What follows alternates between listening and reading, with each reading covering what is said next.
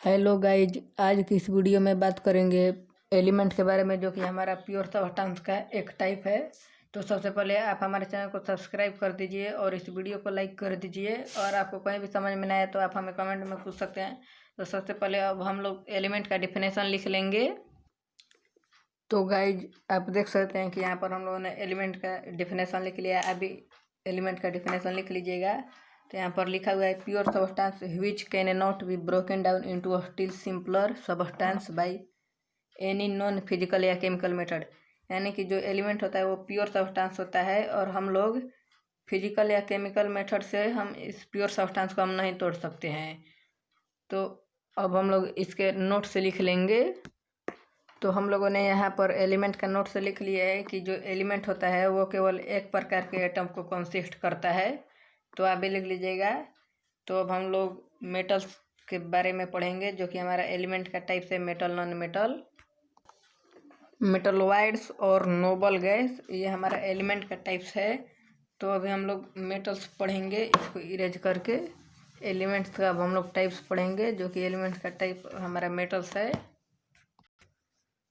तो गाइज, हम लोगों ने यहाँ पर मेटल्स का डिफिनेशन लिख लिया है। A metal is an element that is malleable and ductile and conducts electricity. तो आप भी लिख लीजिएगा कि जो हमारा मेटल है वो एक एलिमेंट है जो कि मेलिएबल और डक्टाइल होता है और वो कंडक्ट्स होता है इलेक्ट्रिसिटी का। तो अब हम लोग इसका प्रॉपर्टीज के बारे में पढ़ेंगे। सबसे पहले हम लोग इसका दो एग्जाम्पल ले रहे हैं। तो गाइस, सबसे पहले हम लोगों ने यहाँ पर इसका एग्जाम्पल लिख लिया है आयरन और गोल्ड, लोहा और सोना। तो ये जो हमारा आयरन और गोल्ड होता है ये हमारा मेलिएबल और डक्टाइल होता है और इलेक्ट्रिसिटी भी कंडक्ट्स करता है। तो अब हम लोग इसके कैरेक्टरिस्टिक्स के बारे में पढ़ेंगे। तो हम लोग इसको इरेज करके अब हम लोग कैरेक्टरिस्टिक्स लिख ले रहे हैं, जो कि उसका प्रॉपर्टीज हम लोग उसको बोलते हैं। तो गाइज, यहाँ पर हम लोगों ने मेटल्स का कैरेक्टरिस्टिक्स लिख लिया है। अभी हम लोग चार ही कैरेक्टरिस्टिक्स लिखे हैं, बोर्ड भर गया है। तो हम लोग इसको समझ के और भी कई कैरेक्टरिस्टिक्स लिखेंगे। तो यहाँ पर हम लोग इसको समझ लेते हैं। तो यहाँ पर फर्स्ट में लिखा हुआ है they have a bright metallic lustre. यानी कि जो हमारा मेटल होता है उसके पास बहुत ही चमक होता है, जो कि बहुत ही लाइट देता है। तो अब हम लोग दूसरा पॉइंट में लिखे हैं they are good conductor of heat and electricity. यानी कि जो हमारा इलेक्ट्रिसिटी होता है इसमें से पास कर जाता है, इसी के चलते they are good conductors of heat and electricity. और थर्ड पॉइंट है दे आर डक्टाइल। इसको हम लोग डेट इज पढ़ते हैं। That is they can be drawn into wires. ये डक्टाइल होते हैं, जिसका मतलब होता है कि हम लोग इसको वायर्स में कन्वर्ट कर सकते हैं। जो कि हम लोग के घर वायर्स में इलेक्ट्रिसिटी आता है तो मेटल्स का बना होता है तभी आएगा, नहीं तो नहीं आ पाएगा। फोर्थ है they are malleable. That is they can be beaten into sheet. और ये मेलिएबल होता है, यानी कि वो जो हमारे मेटल होता है हम लोग उसको बीटन, यानी कि हम लोग जब उस पर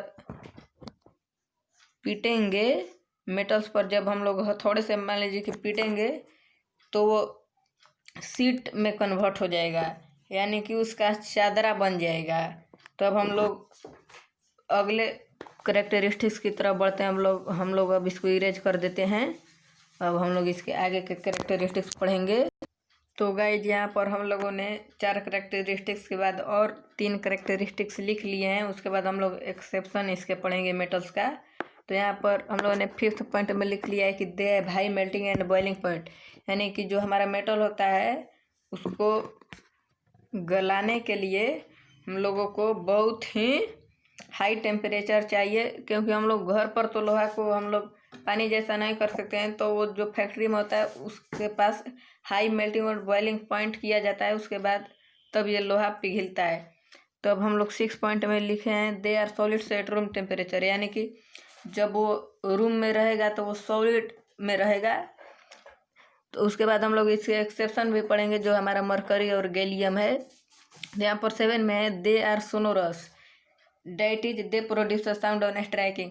तो आप देखे होंगे कि जब हम लोग दो लोहा को पीटेंगे तो उसमें से कुछ ठन ठन का आवाज़ आता है, तो इसी को कहते हैं they are sonorous. That is they produce a sound on striking.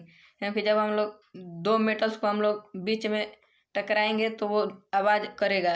तो अब हम लोग इसके एक्सेप्शन पढ़ लेते हैं, इसको इरेज करके मेटल्स का ही एक्सेप्शन हम लोग पढ़ेंगे।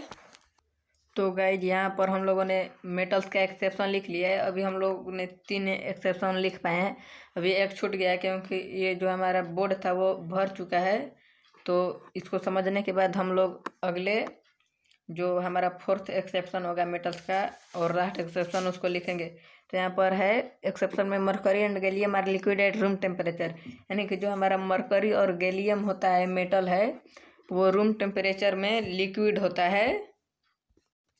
और यहाँ पर दूसरा पॉइंट है sodium and potassium are soft liquid, यानी कि जो हमारा सोडियम मेटल और पोटेशियम मेटल है वो बहुत ही सॉफ्ट होते हैं, यानी कि बहुत ही मुलायम होते हैं। वो सॉलिड में सॉलिड होगा तब भी मुलायम होगा मेटल में।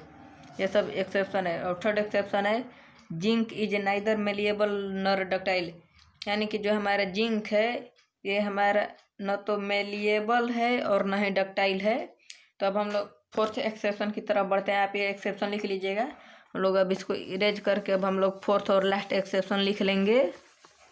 तो मैंने इसको इरेज कर दिया, अब हम लोग 4th एक्सेप्शन लिख लेंगे। तो गाइज यहाँ पर हम लोगों ने मेटल्स का 4th एक्सेप्शन भी लिख लिया है, तो आप भी लिख लीजिएगा 4th एक्सेप्शन। तो यहाँ पर 4th एक्सेप्शन में लिखे हैं tungsten is a poor conductor of electricity, यानी कि जो हमारा टंगस्टन मेटल्स है वो बहुत पुअर कंडक्टर ऑफ इलेक्ट्रिसिटी है। तो आशा करता हूँ कि आपको ये वीडियो पसंद आया होगा। तो अगर आपको ये पसंद आया तो ज़रूर से लाइक कर दीजिएगा और हमारे चैनल लक्ष्य विद्या निकेतन को ज़रूर से सब्सक्राइब करके बेल आइकन को भी प्रेस कर लीजिएगा। तब तक के लिए नेक्स्ट वीडियो में मिलेंगे, तब तक के लिए बाय बाय।